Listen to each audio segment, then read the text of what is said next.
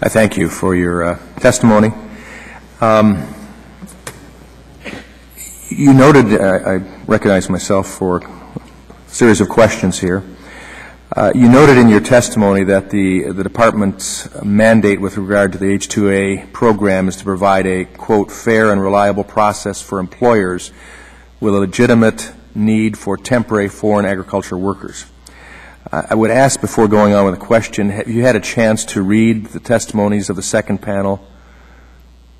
I have not, Mr. Chairman. I'm sorry. I just returned from a visit to the southern states, and my plane was delayed, unfortunately, for mechanical reasons, and I didn't get back until this morning. Okay. Well, then let me move on to a second question then, because it wouldn't be valuable to ask you a question if you hadn't had any opportunity. But I'm happy to respond to your question in writing, and I will certainly read the testimony of the second panel. If you would, please, I'd like you to explain how the Employment and Training Administration establishes goals and evaluates its performance. You've indicated some change in how you approve or disapprove policy or applications already. But can you describe the goals that are in place for the Office of Foreign Labor Certification and give us some sense of how successful the office has been in meeting these goals? Well, clearly we operate with a written operating plan. We have goals for all of the offices within ETA. I meet with my senior managers about their success in meeting their quarterly goals on a biweekly basis. They meet with my deputies on a weekly basis. We have a very in-the-weeds discussion about what's going on with the numbers that they're hitting. So, for instance, we did know after one quarter that we were having a problem with the certification of these applications, and the OFLC team had a plan in place by the second quarter to really improve that. That's how we became aware of this denial based on an incomplete application. So we're doing that at the very least quarterly, looking at the numbers as they come in, and clearly looking at things more often than that when letters come in or concerns come in. We meet on a regular basis with folks who are really doing this, and I just want to say for the record, Mr. Chairman, we really learn the most when real people come in and talk to us about things, when they bring their concerns to us, and we make every effort to make that as pleasant as possible, and would really appreciate members of this committee encouraging their folks to call us with their concerns, or if they're in Washington, to come in and talk to us,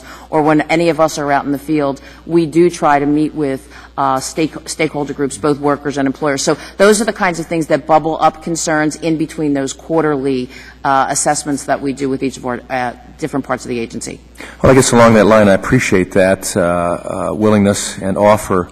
As I mentioned to you earlier as we met, there's concern in the number of growers, agricultural employers out there, when even asked to consider giving testimony before this committee.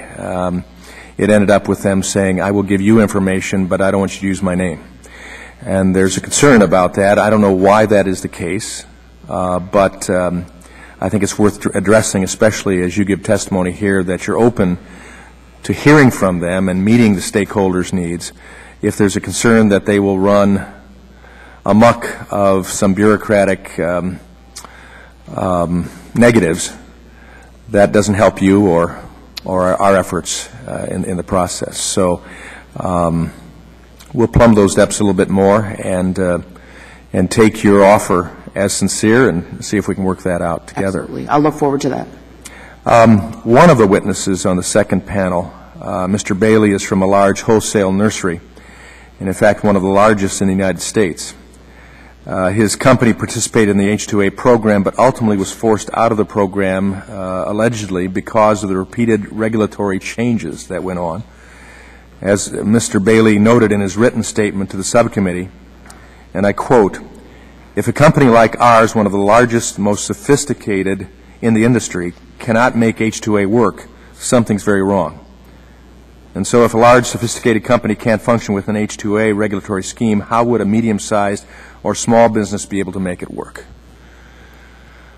I share Mr. Bailey's concern and would look forward to working directly with him to find out how we could make this work better for him and for other growers.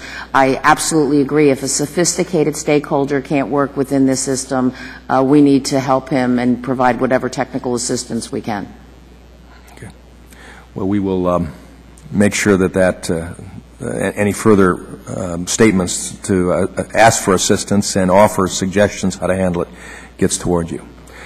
I see my time has expired, and so I recognize the ranking member